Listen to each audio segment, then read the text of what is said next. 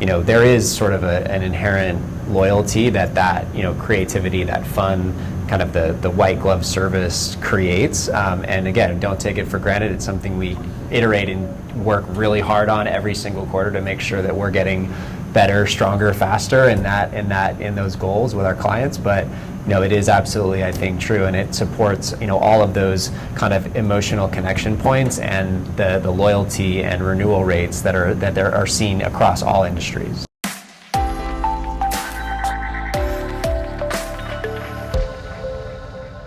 You focus on the root of what creates an authentic creative culture, and then you drive on top of those things, and then things will naturally evolve.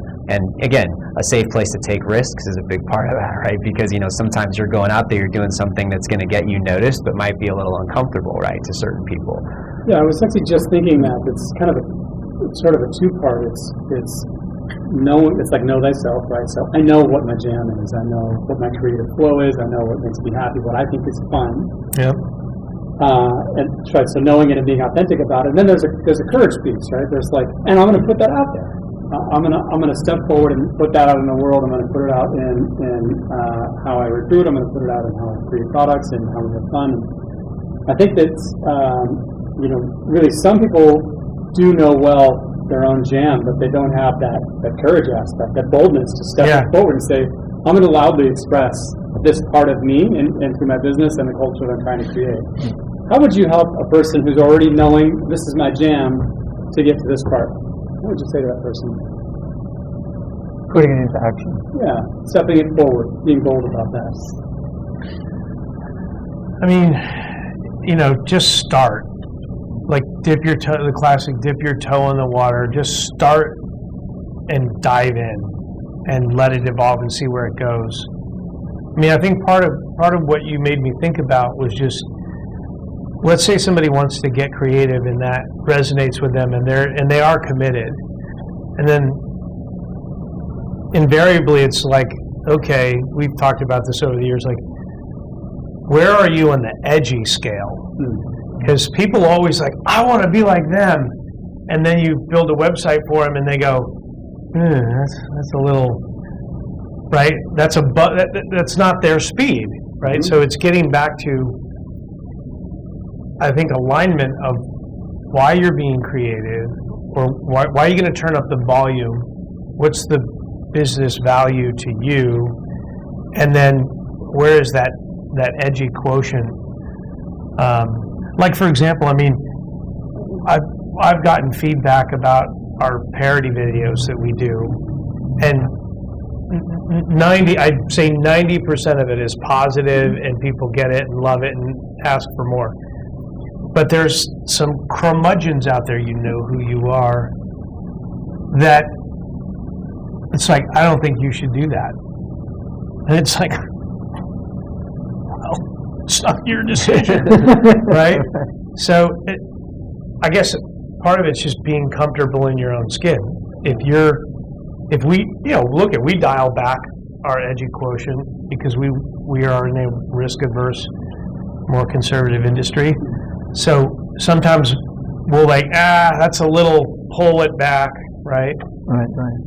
We have a saying in the realm of creativity that you can make a wild duck tame, but it's very difficult to make a tame duck wild. Yeah, and that's right. And so it is with ideas, and also with culture. You can dial back from there, but have you really explored that range, where that edge, and beyond that edge? That's a perfect way to put it, by the way. I find that we're clearly a wild duck that has to be. We got to pull the reins back on ourselves, and then the other way around. What I have found is that the organizations who are willing to boldly express, and maybe not have everyone line up with them. So, like on a customer count basis, may not have the same volume, but on a customer loyalty basis, the long term they outperform the folks who are trying to be vanilla because everyone likes vanilla. Right. No one's offended. Right. I'm not really going to express a personality, but if you give someone something to relate to connect with, rather than just, they can say, these are my people.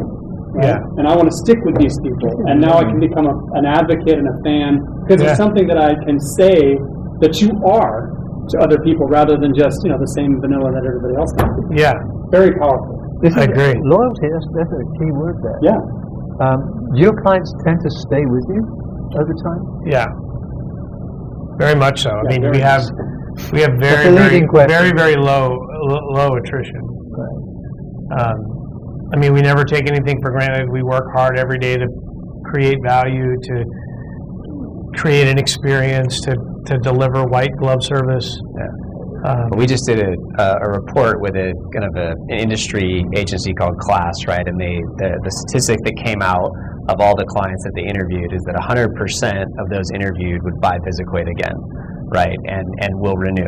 So, and they were even almost taken back by that level of consistency, right? And so, we've been, through processes and things where, we've been discussing this with people, and it's pretty remarkable, I think, to your point, right, that there is sort of an inherent loyalty that creativity, that fun, kind of the white glove service creates. And again, don't take it for granted. It's something we iterate and work really hard on every single quarter to make sure that we're getting better, stronger, faster in those goals with our clients. But it is absolutely, I think, true, and it supports all of those kind of emotional connection points and the loyalty and renewal rates that are seen across all industries.